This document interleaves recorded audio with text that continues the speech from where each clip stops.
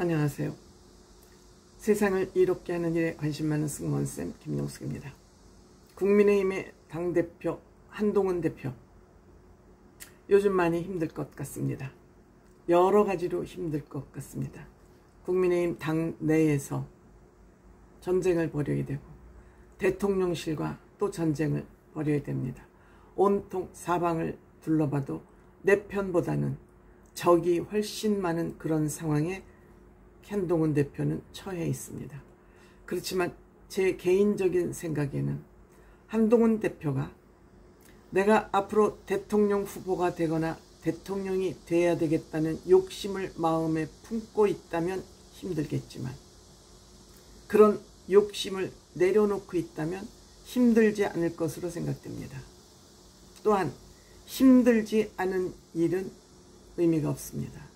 힘들지 않은 일을 잘해내는 사람은 리더로서 큰 능력이나 자질이 있다고 할 수 없습니다.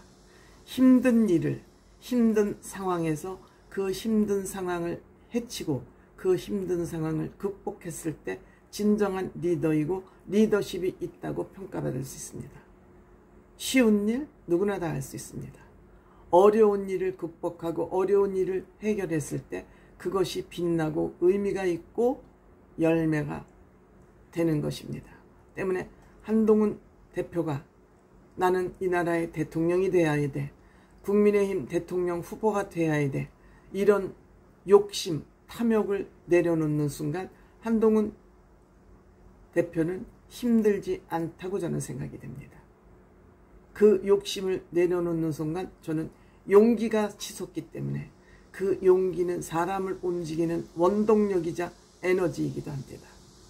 원동력과 에너지가 있으면 힘 안 들죠. 우리가 세상을 살아가는데 특히 남자들이 지향하는 목표는 권력, 돈, 명예입니다. 본인이 어떤 것을 취할 것이냐에 따라서 본인의 가치는 달라진다고 생각합니다. 이것은 본인의 선택입니다. 권력을 쫓을 것이냐, 돈을 쫓을 것이냐, 명예로운 삶을 지향할 것이냐, 본인의 선택입니다. 저는 한동훈 대표는 돈, 권력 지향적이라기보다는 명예로운 일에 더 가치와 관점을 가지고 있다고 생각됩니다. 그동안 한동훈 대표가 쭉 살아온 과정, 또한 법무부 장관을 통해서 아니면 짧은 정치활동을 통해서 한동훈 대표가 보여준 그 행동을 보면 한동훈 대표의 삶의 목표는 여기에 있구나 하는 것을 제 나름대로 판단할 수 있게 되었습니다.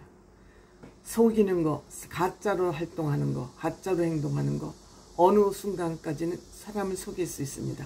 대중을 속일 수 있습니다. 그렇지만 시간이 흐르면 어디서 펑크가 나든 새게 되어 있습니다. 아직까지 한동훈 대표는 그렇게 센 부분이 없습니다. 다만 사람들이 싫어하고 경계하고 무시하려고 하고 이러한 부분은 있을지언정 한동훈 대표 본인의 실수로 어떤 일을 저지르 한 것은 아직까지 없습니다. 그것이 바로 한동훈 대표의 가치관은 명예이구나, 명예를 소중하게 다루는 사람이구나, 명예를 소중하게 다루는 사람들은 욕심에 굴복하지 않습니다. 욕심에 굴복하지 않습니다. 제가 자주 드는 예이긴 하지만 노벨상이 세계에서 왜 최고의 가치를 지닌 상이겠습니까? 왜 노벨상을 받는 것이 그렇게 힘들겠습니까? 왜 대한민국에는 노벨상 수상자가 없겠습니까? 그만큼 노벨상의 가치는 고귀한 것입니다. 그 고귀함이라는 것은 전 세계 인류의 생명을 구하는 일에 생명을 소중하게 생각하는 사람들에게 주어지는 굉장히 훌륭한 상입니다. 이 노벨상을 만든 노벨은 재벌이었습니다. 이 화약으로 돈을 벌고 나니 이 화약이 사람을 살생하는 도구로 쓰여지는 것을 보면서 내가 왜 이것을 만들어서 이렇게 돈을 벌었나, 부질없음을 알고 그 부질없음, 자기의 죄가를 사과하는 뜻으로 만든 것이 노벨상 아니겠습니까? 그래서 그것이 노벨상의 가치 아니겠습니까? 이와 같이 돈, 권력은 물거품과 같습니다. 그렇지만 명예는 사라지지 않습니다. 그대로 그 자리에 위인으로서 남아있는 것 같습니다.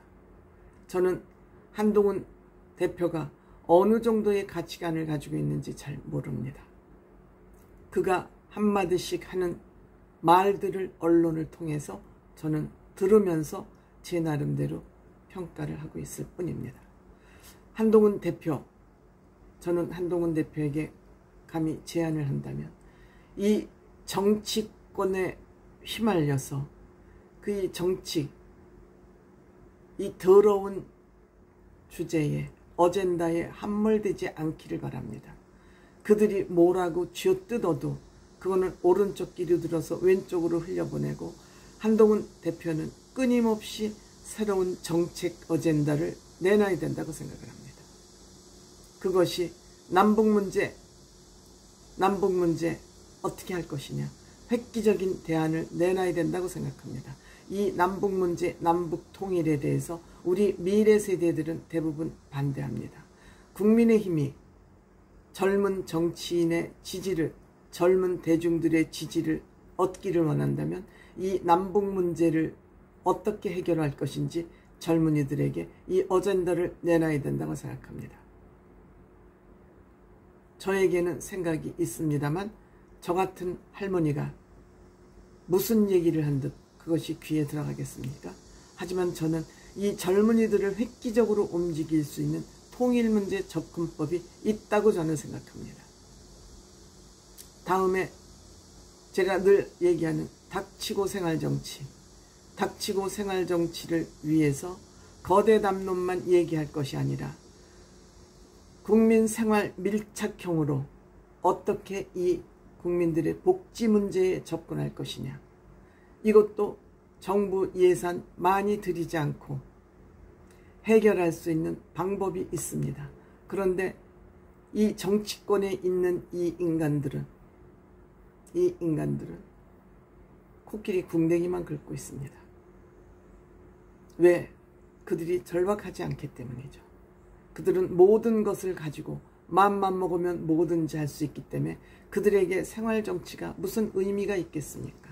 없습니다. 그냥 주둥이로만 나불거리고 있을 뿐입니다. 한동훈 대표는 이 문제에 접근할 수 있는 가장 최적화된 정치인이라고 저는 믿습니다. 그렇기 때문에 한동훈 대표는 지금 정치권에서 지금 휘몰아치고 있는 현안에 매몰되기보다는 고개를 들어서 먼 산을 보면서 아, 내가 가야 될 길은 이 길이 아니야? 라고 생각을 하면서 그 어젠다를 국민들 앞에 정확하게 로드맵을 꺼내내야 된다고 생각합니다. 그렇다면 한동훈 대표는 의지가 있고 가치관이 서 있기 때문에 할 수 있습니다. 할 의지가 있습니다. 입으로만 하지 않습니다. 진정성이 있습니다.